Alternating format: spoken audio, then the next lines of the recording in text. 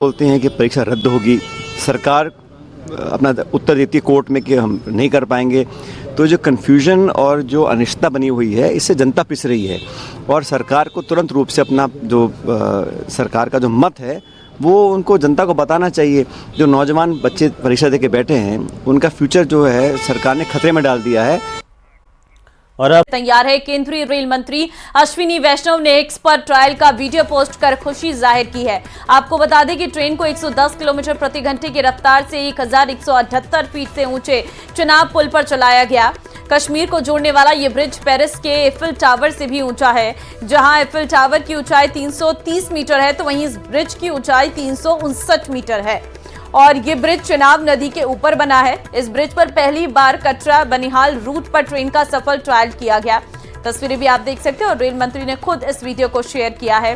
अपने आप में बदलते भारत की ये तस्वीर है जिसे आप देख सकते हैं कि किस तरीके से खूबसूरत ये नजर आ रहा है और एक नया प्रयोग जो है वो यहाँ पर किया गया है जहां पर ये परीक्षण भी सफल बताया गया है। तो ये चेनाब नदी है जहां पर ये ट्रेन का सफल परीक्षण किया गया है। 110 किलोमीटर की रफ्तार से यहाँ पर ट्रेन दौड़ेगी। कश्मीर तक ट्रेन चलाने का सपना जो है वो साकार होता हुआ नजर आ रहा है। रेल मंत्री ने ट्रायल का वीडियो भी शेयर किया है।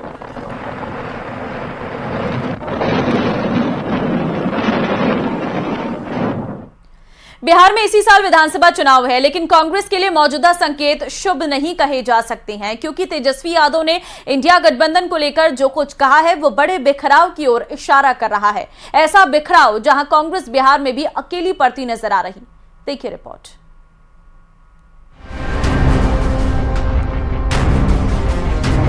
राजनीति में वक्त के साथ हित बदलते हैं, हितों के साथ पार्टियां और पार्टियों के मन बदलने के साथ गठबंधन की शक्ल। बिहार के पूर्व डिप्टी सीएम और आरजेडी नेता तेजस्वी यादव के बयान को समझने की कोशिश कीजिए, जो बिहार चुनाव की तैयारियों में लगे हैं और कांग्रेस को एक मैसेज देना चाहते हैं।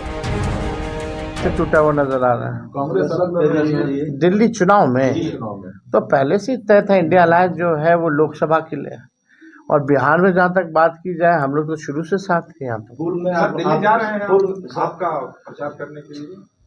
अभी हम लोगों ने डिसाइड नहीं किया पार्टी ने कि हम लोग वहाँ चुनाव लड़ेंगे कि नहीं लड़ेंगे। सर आप बहुत अच्छे और बाद में हम लोग देखेंगे कि इंडिया गठबंधन का वजूद बिहार में समाप्ति के कगार पर है।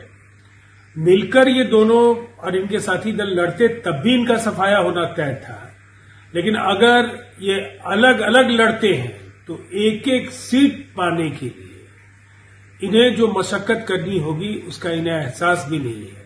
इतनी बात तय है कि बिहार की जनता के दिलों में न तेजस्वी यादव के लिए कोई जगह है न उनके साथी दलों की।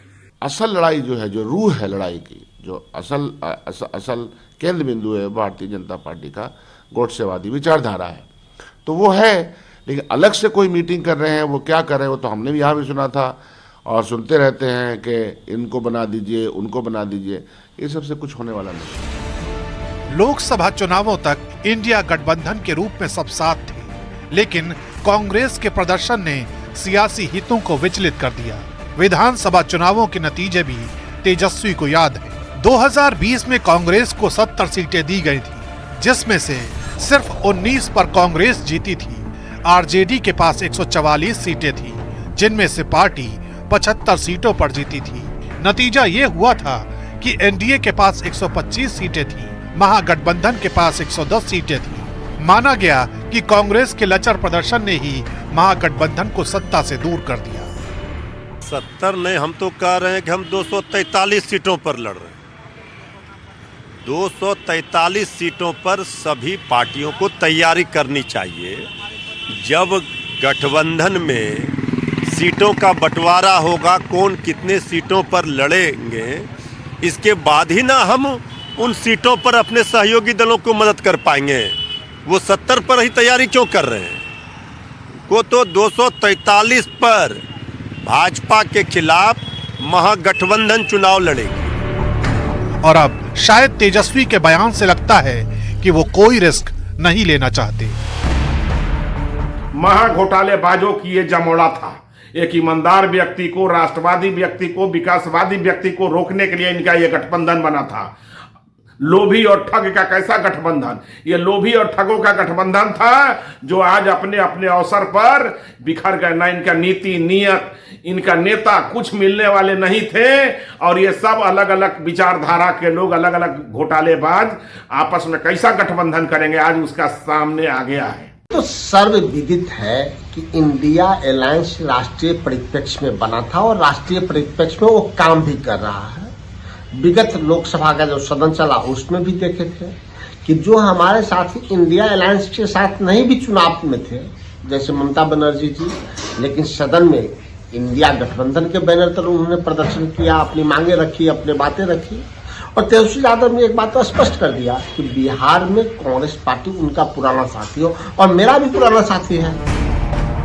हरियाणा और महाराष्ट्र के चुनावों में तेजस्वी कांग्रेस की हालत देख चुके हैं। अतीत का बिहार चुनाव भी उनके लिए सबक है। यही वजह है कि दबी जुबान से ही सही, लेकिन तेजस्वी का बयान कांग्रेस के लिए बड़े संकेत दे रहा है। प्रयागराज के महाकुंभ मेला क्षेत्र में अखाड़ों का धूमधाम से छावनी प्रवेश जारी है और आज ज्योतिष पीठ के शंकराचार्य स्वामी अविमुक्तेश्वरानंद सरस्वती ने छावनी प्रवेश किया है। तस्वीर आपके सामने। पत्थर चट्टी रामलीला मैदान में शोभा यात्रा निकाली गई। तस्वीरें आप देख सकते हैं।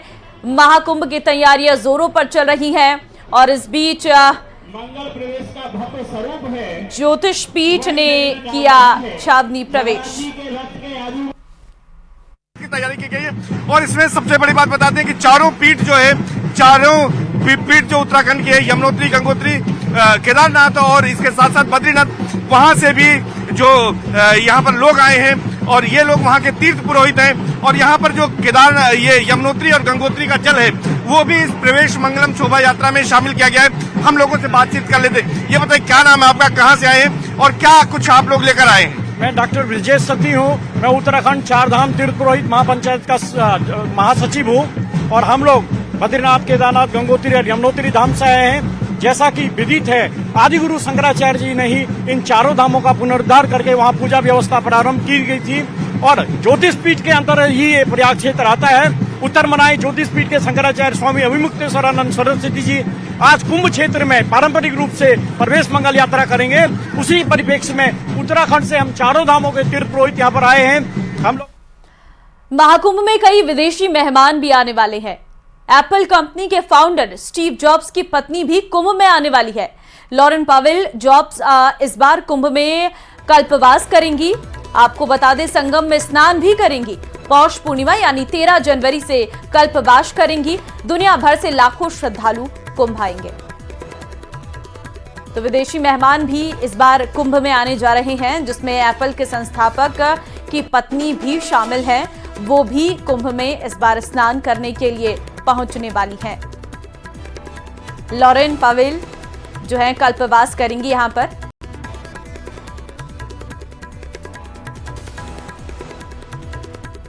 चलिए इस बुलेटिन में फिलहाल